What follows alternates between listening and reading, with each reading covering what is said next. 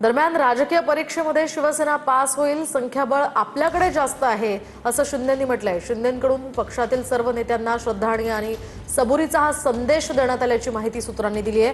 कोर्टात आपली बाजू मांडू तेव्हा विरोधकांची तोंड बंद होतील असंही शिंदेंनी म्हटल्याचं कळतंय। यासह बातम्यांवर लक्ष देऊ नका, विभागात जोमानं काम करा, सुनावणीच्या पार्श्वभूमीवर शिंदेंकडून या महत्त्वाच्या सूचना करण्यात आल्याचं सूत्रांनी सांगितलंय। नेमकं काय म्हटलंय शिंदेंनी सविस्तर जाणून घेऊयात। तर सूत्रांच्या माहितीनुसार राजकीय परीक्षेमध्ये शिवसेना पास होईल, श्रद्धा आणि सबुरी ठेवा असा संदेश पदाधिकाऱ्यांना शिंदेंनी दिलाय। यासह संख्याबळ आपल्याकडे जास्त असल्याचंही एकनाथ शिंदे म्हणाले। कोर्टात आपली बाजू मांडू तेव्हा विरोधकांची तोंड बंद होतील, बातम्यांवर लक्ष देऊ नका, विभागात जोमानं काम करा असाही संदेश एकनाथ शिंदेंनी दिलाय।